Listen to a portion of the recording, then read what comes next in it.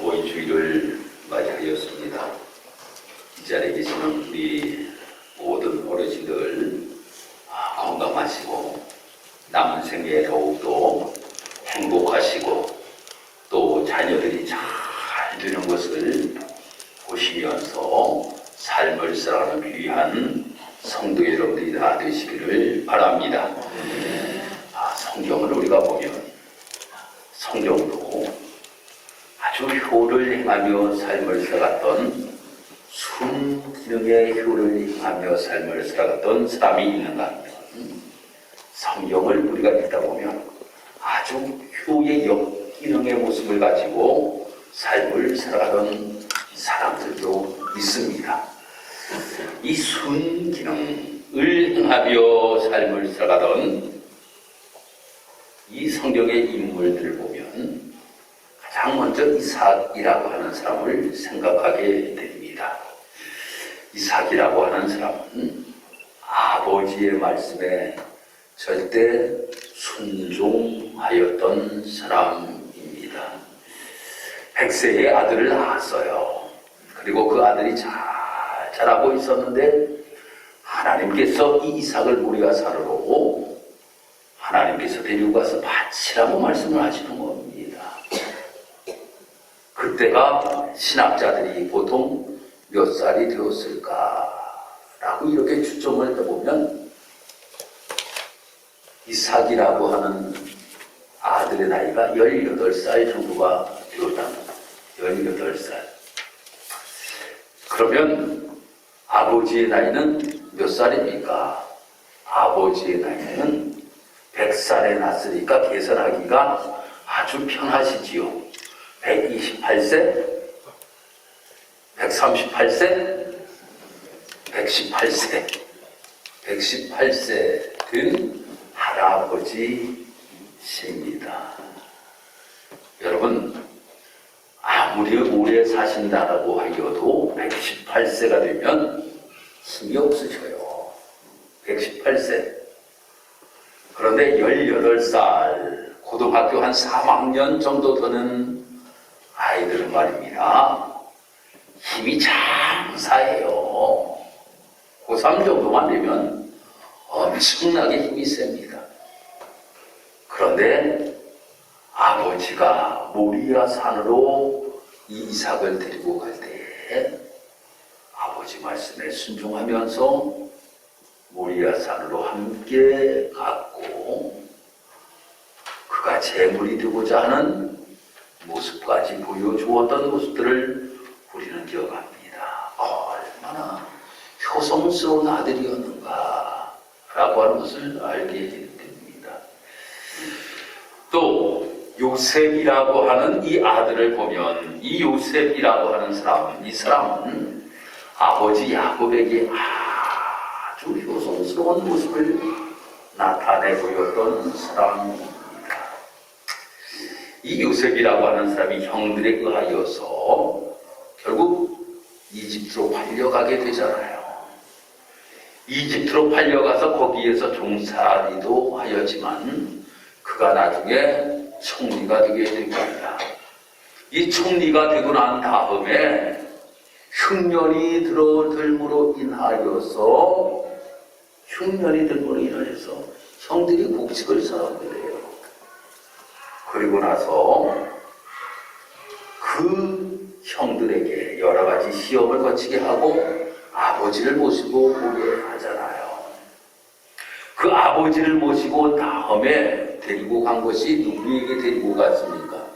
성경을 보면 바로 왕에게 데리고 가는 모습을 우리는 보게 됩니다.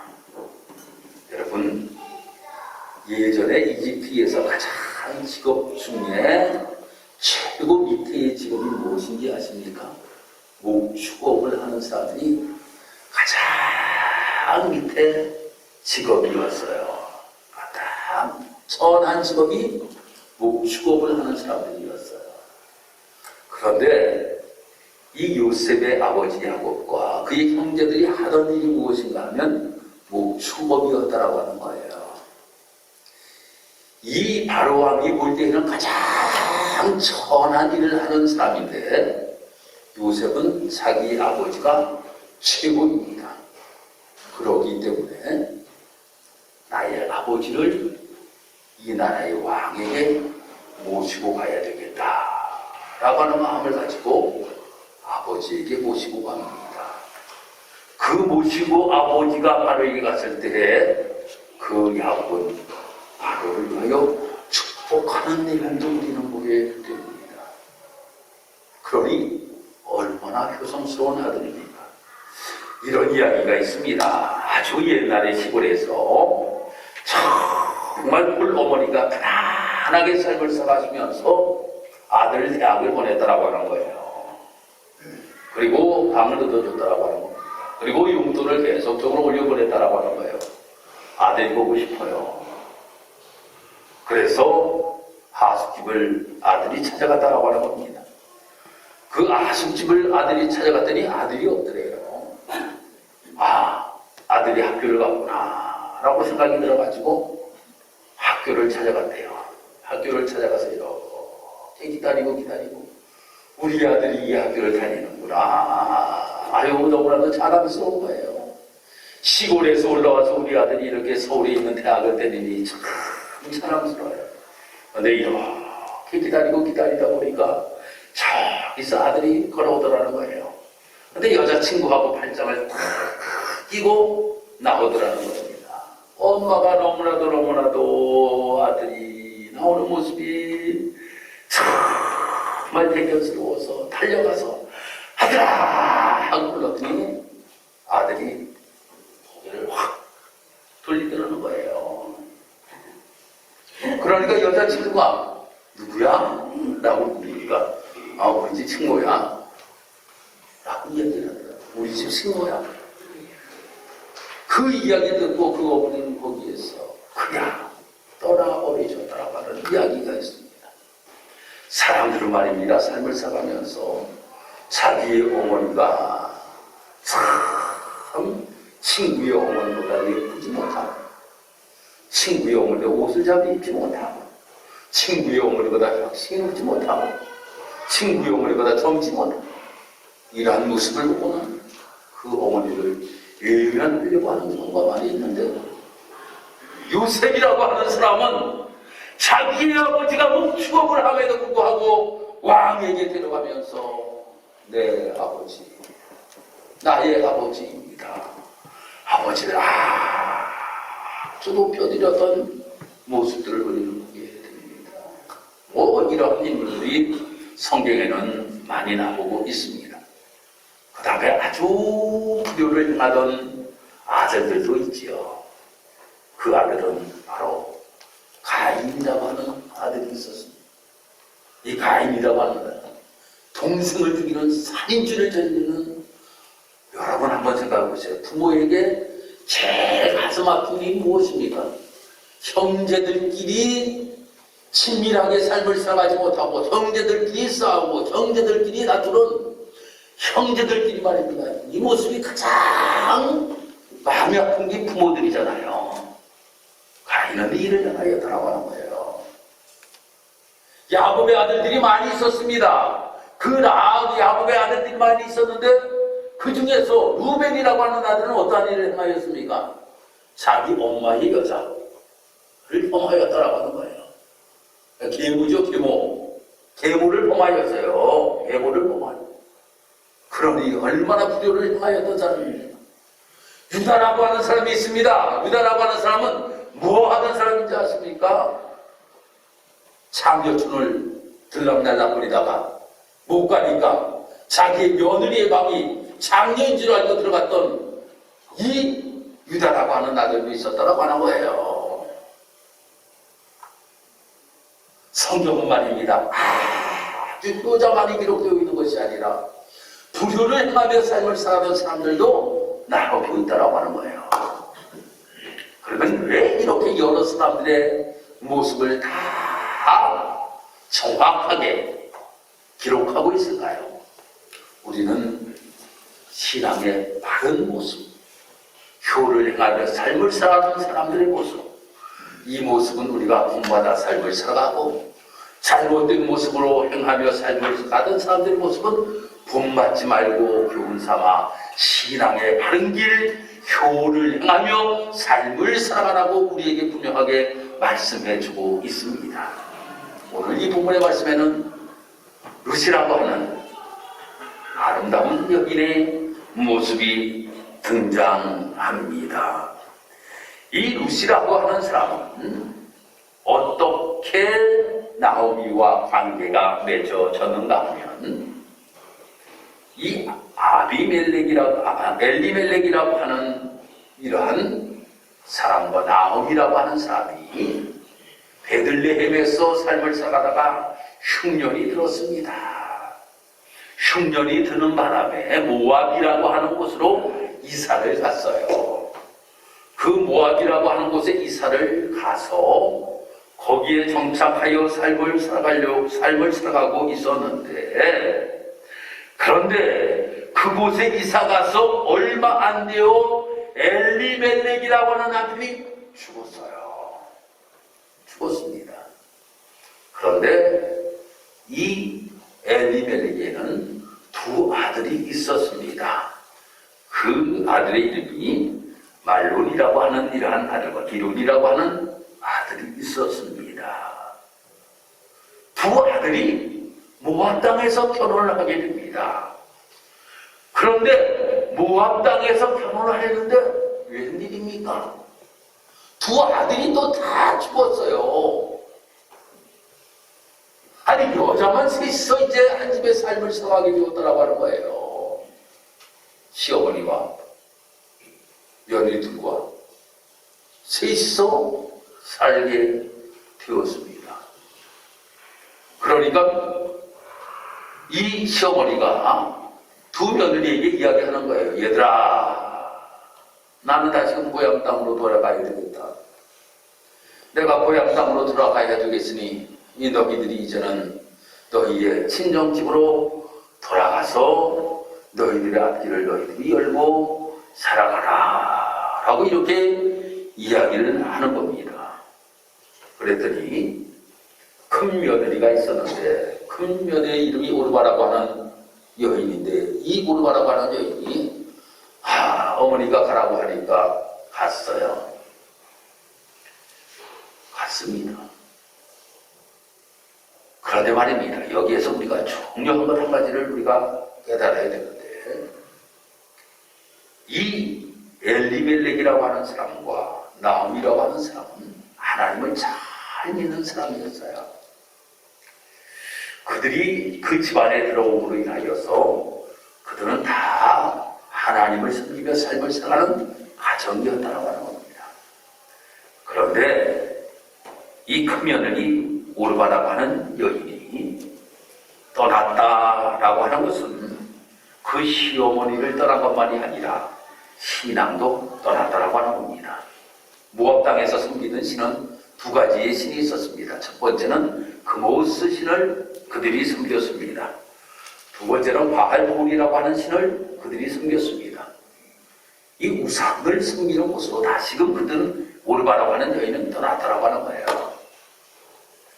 이제 한 여인이 남았습니다.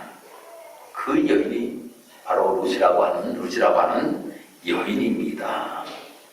이 룻이라고 하는 여인에게 바로 어머니가 다시금 이야기합니다. 야, 너 동서도 떠났다. 너 이제 가라. 라고 이렇게 이야기하니까 오늘 우리가 읽은 본문의 말씀, 이것을 룻이 이야기하는 겁니다. 16절과 17절 말씀입니다. 룻이 이르되 나로 어머니를 떠나며 어머니를 따르지 말고 돌아가라 강권하지 마옵소서. 어머니께서 가시는 곳에 나도 가고 어머니께서 머무는 곳에 나도 머물겠나이다. 어머니의 백성이 나의 백성이 되고 어머니의 하나님이 나의 하나님이 되시리니 어머니께서 죽으시는 곳에서 나도 거기서 묻힐 것이라. 만일 내가 죽는 인류의 어머니와 떠나면 여호와께서 내게 벌을 내리시고 더 내리시기를 원하나이다 라고 이렇게 이야기하는 모습을 보게 됩니다.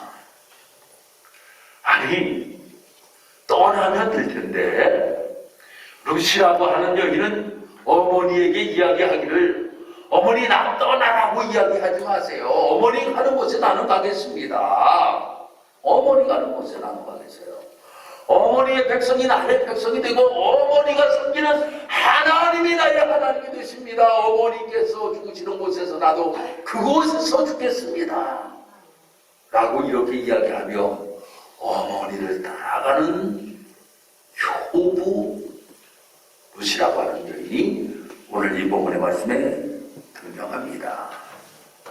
룻이라고 하는 여인은 편안한 길을 버리고 힘든 길을 선택하는 모습을 보게 됩니다. 효라고 하는 것이 힘든 길을 선택하는 것이 효입니다. 힘든 길을 선택하는 것이 효예요. 요즘 효를 행하라고 이야기를 하면 많은 젊은이들이 거부 반응을 일으킨답니다. 그 중에서 첫 번째, 먹고 살기 힘든데 무슨 효를 하고 삶을 살아가라고 이야기합니까? 라고 하는 이야기가 첫 번째래. 첫 번째, 먹고 살기 힘든데 어떻게 효를 행하며 삶을 살아가라고. 두 번째, 바빠 죽겠는데 어떻게 효를 행하며 삶을 살아가라고 이야기를 합니까? 라고 이야기를 한다라고 하는 거예요. 먹고 살기 힘들고 바쁜 세상 속에, 그러니까 내가 잘 먹고 잘 산다면 효를 하지 않는다라고 하는 거예요.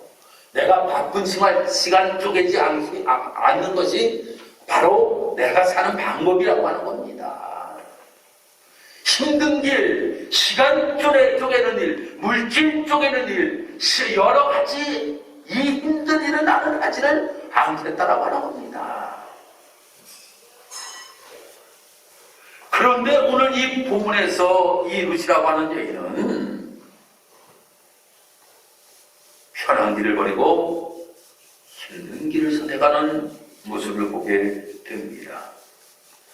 사랑하는 성도 여러분, 오늘 이 본문의 말씀을 통하여서 오늘 이 룻의 아름다운 효의 모습을 우리가 본받아야 될 줄 믿습니다. 이 시간에 어르신들이 많이 계시지만 우리 젊은이들 정말 우리가 어떻게 효를 행하며 삶을 살아갈 것인가라고 하는 것을 다시 한번 결단할 수 있는 귀한 시간이 되시기를 주님의 이름으로 축복합니다. 그러면 이 룻을 통하여서 우리가 효도해야 될 대상이 누구인가라고 하는 것을 바로 알 필요가 있습니다. 세 가지로 오늘 이 본문에서 우리에게 말씀하고 있어요. 첫 번째가 무엇인가 하면 효를 행하는데 하늘에 계신 하나님 아버지께 효를 행하며 삶을 살아가야 된다고 하는 거예요. 하늘에 계신 하나님께. 룻은 오늘 16절 말씀에서 자신이 공경해야 할 분이 누구인지를 잘 알고 있었어요. 그래서 제일 먼저 하나님 아버지, 그분이 내가 공경해야 될 대상이다 라고 하는 겁니다. 어머니의 하나님이 나의 하나님이 되시리라 라고 이렇게 고백하고 있는 모습을 보게 됩니다. 어머니가 정말 진심으로 섬기는 그 하나님을 나도 진심으로 섬기며 내가 삶을 살아가겠나이다 라고 하는 고백이에요. 그래서 첫 번째 공경의 대상이 하나님 아버지입니다. 두 번째로 육신의 부모님이십니다. 오늘 말씀 보니까 나를 어머니를 떠나며 어머니를 따르지 말고 돌아가라 강권하지 마옵소서. 어머니께서 가시는 곳에 나도 가고 어머니께서 머무는 곳에 나도 머물겠나이다. 이 말씀 무슨 말씀입니까? 어머니를 내가 잘 모시겠다 라고 하는 겁니다. 정말 나의 부모를 내가 잘 모시겠다 라고 하는 겁니다. 우리가 부모는 결혼하기 전에는 두 분이에요. 어머니, 아버지 두 분입니다. 근데 결혼을 하고 나면 네 분이 되게 됩니다. 결혼하면 네 분이 되게 돼요. 아버지, 어머니, 장인, 장모, 시아버지, 시어머니.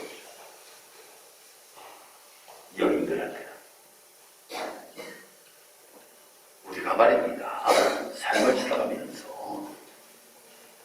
이 모든 네 분들에게 잘 해야 됩니다.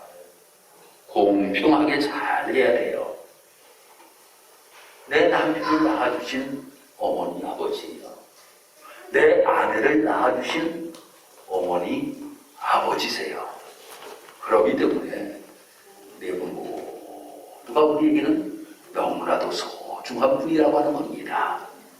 그래서 우리는 그 부모들에게 효를 다하며 삶을 살아가야 된다고 하는 겁니다. 세 번째, 우리는 누구를 공경해야 되는가? 어머니의 백성이 나의 백성이 되고 라고 이렇게 고백하고 있는 모습을 보게 됩니다. 어머니의 이웃 어른들까지 나의 공경의 대상이 된다고 하는 겁니다. 사랑하는 성도 여러분, 여기 어르신들이 많이 계시는데 이 어르신들이 우리가 공경해야 될 대상이라고 하는 겁니다. 여기에 나의 어머니가 아니고 나의 아버지가 아니고 뭐 나의 친척이 아니다라고 할지라도 우리는 그의 공동체입니다. 직사적교회의 공동체 안에 계시는 어른들은 우리가 공경해야 될 대상이라고 하는 겁니다. 공경해야 돼요. 바로 어머니의 백성, 나의 백성이 된다고 하는 겁니다. 우리 장로님의 만약에 어머니라고 하면 우리의 어머니가 된다고 하는 거예요. 김혜진 권사님의 아버지, 어머니, 우리 정권사님, 최고사님이라고 하면 우리의 아버지, 어머니가 된다고 하는 거예요. 교회의 공동체, 이 공동체 속에서 마땅히 공경해야 될 대상이 교회 안에 어른들이라고 하는 겁니다. 어른들이에요. 그래서 그것은 정확하게 이야기하였습니다. 내가 공경해야 될 대상이 하나님이십니다. 내가 공경해야 될 대상이 육신의 어머니이십니다. 내가 공경해야 될 대상이 어머니의 백성, 어머니가 어른으로 모시는 모든 분들이 내가 공경해야 될 대상입니다. 라고 고백을 하였다고 하는 겁니다. 명확하게 이웃은 공경해야 될 대상을 이야기하고 있습니다. 그러면 우리가 효도해야 할 이유가 무엇이냐 라고 하는 거예요. 왜 우리가 효도하며 살아가야 되느냐? 그 첫 번째가 내가 부모님께로부터 왔기 때문입니다. 여기 계신 분들 하늘에서 뚝 떨어지신 분 계세요? 이렇게 한번 보여줄 수는 없으니까 한번 배 가운데를 만져보세요. 거기에 뭐가 있어요? 뭐가 있어요? 여기 배 이렇게 내려가지고 가운데 아주 정확하게 젊은 애들이 내놓고 다니는 거. 젊은 애들이 요즘은 자랑 삼아 내놓고 다니는 경우가 많아. 보니까 아니 성산 올라가는데도 말이에요, 이만큼 내놓고 올라가는 애들도 있어. 보니까 젊은 애들이 이만큼을 내놓은 거. 자랑 삼아 나 어머니께로부터 왔습니다. 사랑이에요. 배꼽이라고 하는 것은 말입니다, 어머니의 영양분을 공급받았던 줄이잖아요. 폐줄이잖아요. 그것을 잘못 아닙니까? 어머니의 영양분을 무엇을 통하여, 배꼽을 통하여서 영양분을 공급받았던 거예요. 배꼽이 없는 사람은 어머니에게 영양분을 받지 아니하였던 사람인지 몰라. 그렇지만 이 자리에 계시는 우리 성도 여러분들 가운데 배꼽 없는 분 없네. 보니까 없어. 다 어머니께로부터 우리가 왔다라고 하는 겁니다. 배꼽이 있다라고 하는 것은 어머니께로부터 왔다라고 하는 거예요. 뚝 떨어지질 아니하더라고 하는 겁니다. 내가 이 땅에 태어난 것은 바로 부모님이 계시기 때문에 내가 이 땅에 태어났다라고 하는 겁니다. 태어난 것만 하여도 우리는 빚을 지고 있는 겁니다. 여러분, 태어난 한 번만 하여도 빚을 지고 있는 거예요. 여러분 빚져본 분들 아시죠? 빚져본 분들은 빚이 얼마나 부담이 됩니까? 빨리 갚아야 되겠다 라고 하는 마음이 생기잖아요. 우리가 부모에게 말입니다. 빚이 있기에 그 부모의 빚을 우리는 당연히 갚으며 삶을 살아가야 된다고 하는 거예요. 또 두 번째로 왜 우리가 효를 행해야 되느냐? 우리 기독교인들이 효를 행해야 될 이유 두 번째가 하나님의 명령이기 때문입니다. 하나님의 명령이요. 다 같이 우리 한번 따라합시다. 하나님의 명령이다. 기독교는 효를 행하라고 하는 것이 기독교는 하나님의 명령입니다. 십계명이라고 하는 것을 하나님께서 주셨잖아요. 1계명부터 4계명까지는 우리가 하나님을 어떻게 섬기며 삶을 살아야 될 것인가 라고 하는 것을 말씀하고 있는 것이 1계명부터 4계명까지예요. 다음 5계명부터 10계명까지는 우리 대인 관계 속에서 어떻게 삶을 살아야 되는가 라고 하는 것에 관하여 말씀해 주고 있습니다. 그 중에 5계명이 뭡니까? 내 부모를 공경하라. 우리 인간관계 속에서 제일 먼저 행하며 삶을 살아야 될 것이 효를 행하며 삶을 살아야 된다고 기독교는 이야기하고 있어요. 세상 사람들은 기독교는 불효의 종교라고 이야기하는지 몰라도 하나님 말씀은 절대로 아닙니다. 하나님 말씀은 효를 행하며 삶을 살아가는 것이 기독교인들이 마땅히 행하며 삶을 살아갈 것이라고 우리에게 부탁하시는 것이 아니라 명령하고 계신다라고 하는 겁니다. 명령하고 계셔요. 그래서 우리는 무슨 명령보다도 하나님의 명령이 우선하지 않습니까? 그 하나님의 명령에 순종하고 삶을 살아가는 우리의 모습이 되어야 된다고 하는 거예요. 그러면 하나님께서 약속도 우리에게 주셨습니다. 자, 이제는 복을 누리며 삶을 살아간다고 하는 거예요. 장수하며 삶을 살아가는 복을 우리에게 허락하신다. 약속을 하고 있어요. 그래서 마땅히 효를 행하며 삶을 살아가야 된다라고 하는 겁니다. 그러면 효도의 구체적인 방법은 무엇이냐라고 하는 겁니다. 우리가 어떻게 효를 행하며 삶을 살아갈 것인가? 기독교에서는 첫 번째, 우리 또 따라합시다. 살아생전에 잘합시다. 살아생전에 잘합시다.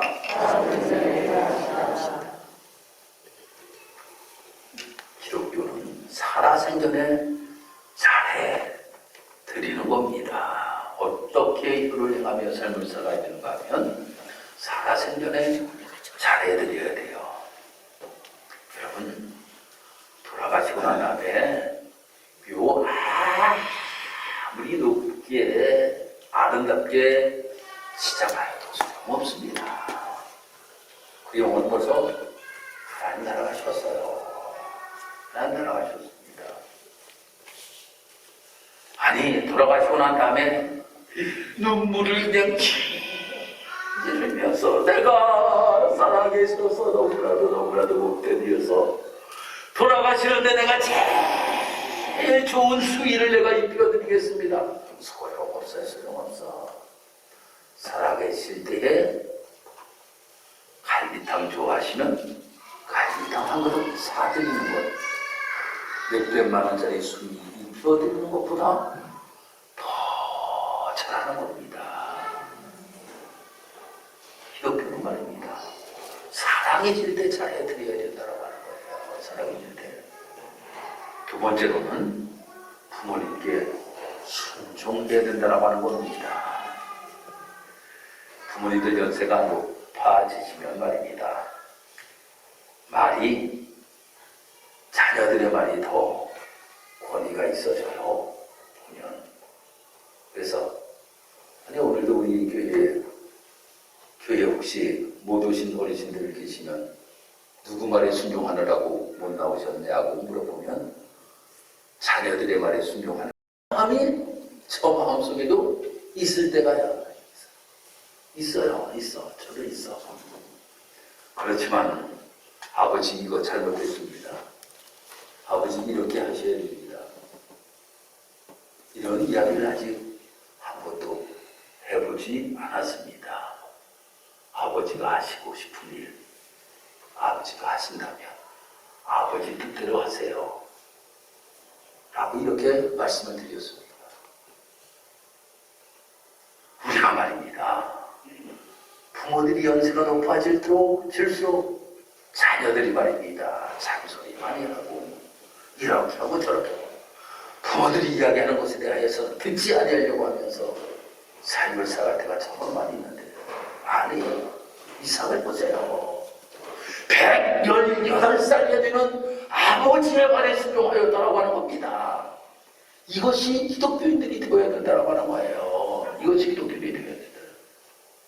다음 세 번째로는 감사가 있어야 돼요. 부모에 대하여 감사가 있어야 됩니다. 감사가 있어야지만 효를 하게 됩니다. 감사가 없으면 효를 절대 행할 수가 없어요. 감사가 없는데 어떻게 효를 행하며 삶을 살아가겠습니까? 그리고 부모에게 감사하지 못하면서 하나님 앞에 우리가 어떻게 감사하며 삶을 살아갈 수가 있겠느냐라고 하는 거예요. 부모님께 우리가 감사가 나오면 하나님께도 우리는 감사가 고백되어지게 된다라고 하는 겁니다. 그러기에 감사가 있어야 된다라고 하는 겁니다. 그러면 이러한 모습을 가지고 효도하면 하나님께서 축복하신다라고 하는 거예요. 루시라고 하는 여인은 정말 어머니의 백성이 나의 백성이 되고 어머니의 하나님이 나의 하나님이 되고 어머니가 돌아가시는 그곳에 나도 묻힐 것입니다 라고 하며 어머니를 따라갔습니다. 고생이 심하였습니다. 힘든 길이었습니다. 어려운 길이었습니다. 그런데 베들레헴으로 갔습니다. 그 베들레헴으로 가서 이삭 줍기를 하면서 먹고 사는 이러한 모습이 바로 이 룻의 가정이었습니다. 그런데 하나님이 축복하셨어요. 보아스라고 하는 사람을 만나게 하십니다. 이 보아스라고 하는 사람을 만나게 하시고 그는 아브라함의 족보에 들어가게 됩니다. 다윗의 족보에 들어가게 됩니다. 예수 그리스도의 족보에 들어가게 됩니다. 이 놀라운 축복을 어떻게 받게 되었는가 하면 어머니와 함께하는 삶을 통하여 이러한 일들이 일어나게 되었다라고 하는 겁니다. 사랑하는 성도 여러분, 효도가 축복의 통로입니다.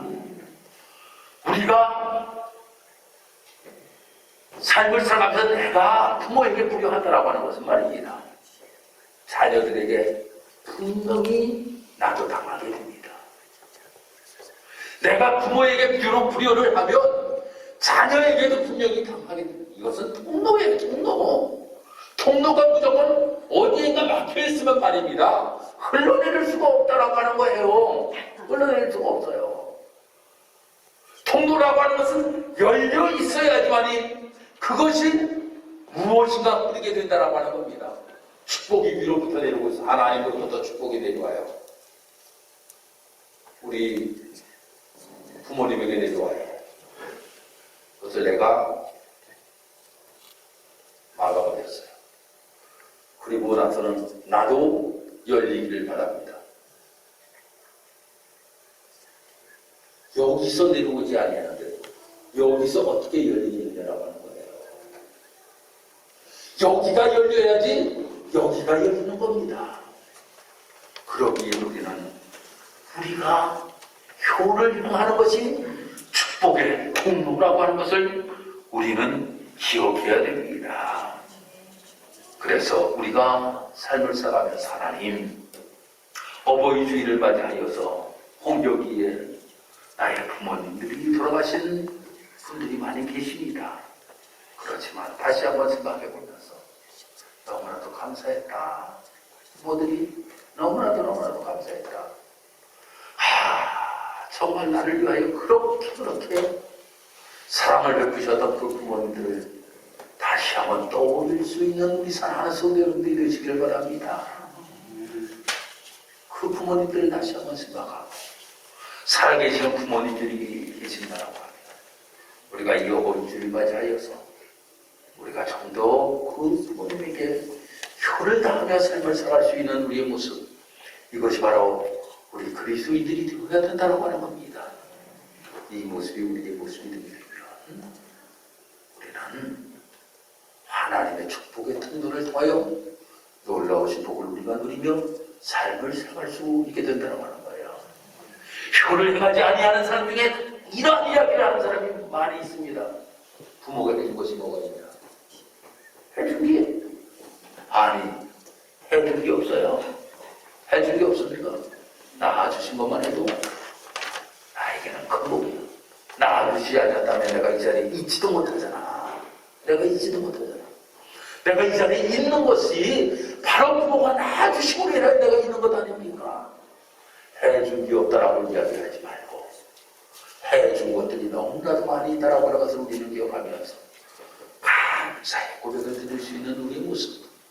그럼 우리는 이 어버이주를 맞이하여서 우리 기독교인들이 좀 더 이 효, 유교에서의 그 효를 이야기하기보다 기독교에서 효를 더 많이 이야기하고 기독교에서 더 효자가 많이 탄생할 수 있는 이러한 우리 기독교가 되어야 된다고 하는 겁니다.